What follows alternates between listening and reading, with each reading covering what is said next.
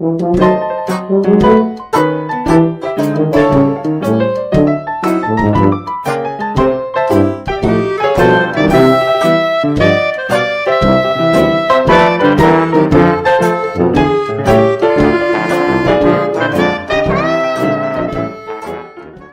everybody, it's Grandmama. Time for another story from a Hometown Scrapbook by Ben Weatherwax. Today's story, The Draft, 1917. Hello there. Well, we're getting ready to draft an army again for another of America's wars. The war has started this time without a prolonged buildup, without the usual sudden provocation we have come to expect, such as the sinking of the Lusitania or the bombing of Pearl Harbor. How much of a war will leave for history to establish, how far-reaching we can only prospect on, but as the draft boards across the nation begin to pile the names of another generation of American boys, and the radios bring the news from the Korean front lines of fighting in the new sector, we turn the pages back almost automatically to another draft day, 33 years ago. Perhaps you'll remember. Step by step, the nation had approached the European war, being inexorably drawn in through the acts of German aggression. And finally, on the day of April 1917, when Woodrow Wilson called for a state of war with Germany, the news flashed across the nation over the old clinking newspaper telegraph lines and blared at the public from the high-type headlines. The shouted war. Grays Harbor was in it from the first, with its ships that were being built, and its bond rallies, and its Naval Reserve Division and National Guard contingent. And in the early summer of 1917, the Grays Harbor Draft Board was organized. Head of the draft board was H.W. Patton, the editor and publisher of the Hoquiam Washingtonian, and the board had jurisdiction over what was known as Draft District Number 3, including Hoquiam, Aberdeen, and Cosmopolis. It was the beginning of the first draft of men for the war that Grays Harbor had ever known, and it's the story that we'll find tonight in our Hometown Scrapbook. But first, let's take the usual few seconds for Dick Crombie and a word from our sponsor. If you can recall the summer of 1917, you will remember a period of American history that was probably never equaled before or since. It was an era of combined doubt and determination. It was the story of a young nation flexing its muscles. It was a parable of a sleeping giant suddenly awakened. The nation was torn internally with the dissension of the IWW and the Big Bill Hayward. It was attacked and injured externally by the German flaunting the international law. The president, who campaigned on the slogan, "Keep us out of the war," had demanded a declaration of war on Germany. Blackjack Pershing, who had just returned from the Mexico border fighting and the pursuit of Pancho Villa, called on the nation to wake up. Company G of the Washington National Guard, Grays Harbor's contribution to the Army, had moved out early in the spring of 1917 and gone into the organization and training period at Ty, Washington. It had reorganized to meet the Army's combat unit tables of organization, which required 2 captains and 3 lieutenants per company. Miller Cook had been promoted to captain to understudy Harry Como. Aberdeen furniture man, who had commanded the National Guard unit for nearly 10 years and had taken it south to the Mexican border for the patrol duty. Lieutenant young Jim Sexton, you do not know that name, James J. Sexton, had made first to the company he had performed. The Naval Reserve unit had been called up and had gone to Bremerton to board the battleship South Dakota. And now, the young men of Grays Harbor, who had not shown an inclination for military training in peacetime, were getting in. The 3 Hiller brothers, who operated grocery stores, that is, all but Andy, who was a painter, announced that they were ready and signed up in the Naval Reserve Office. Their wives announced that they would run the store while the boys were at war. Officer candidates had filed filed their applications, and after the first screening, 13 had been selected to attend officer school. In August, word was received on the harbor that 7 of the 13 men had been given their commissions. Sam Knight, who had clerked at the Aberdeen Bank, had been commissioned a captain, and Aubrey Archer and Bill Sampson had been given lieutenant's commission. Roy Boyer and Don Abel of Hoquiam had been commissioned as lieutenants. Earl Harkins, an Elma newspaperman, had been made an officer, and J.C. Cheney of Montesano had put on the brass. Meanwhile, the draft board under Major Patton was sorting over the eligible men in District Number 2. The first call, they stated, would be on August 30th. Now, if you recall the First World War hysteria, you'll remember that everyone wasn't certain that America had done the right thing to dig in to polish off the Kaiser. A small fringe of German sympathizers clung to the belief that England was in the wrong. And while millions of young men all over America volunteered to serve in the armed forces, there were some who didn't want to participate in the war at all. There were also many of whom service would impose serious hardships.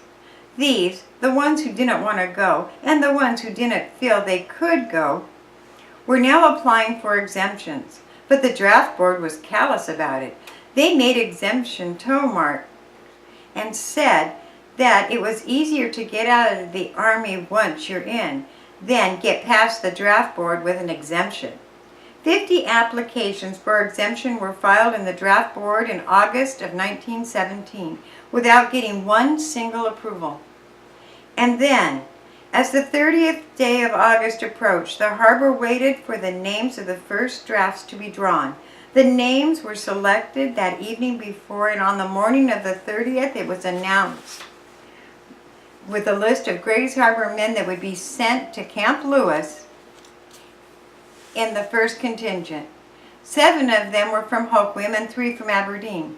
Hoquiam would send Albert L. Smith, A.H. Daniels, W.A. Eberwein.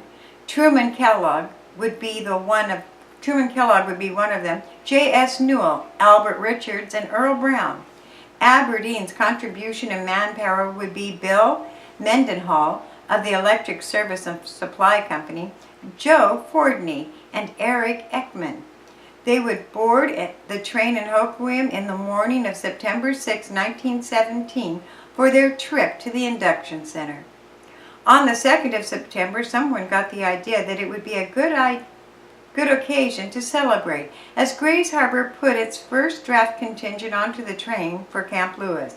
And the secretary of the Hoquiam Commercial Club, W.B. Slade, immediately arranged for a parade with all the trimmings. Train was set for 8:15 on Thursday morning, and the 6th of September. Grays Harbor joined in the plan with enthusiasm.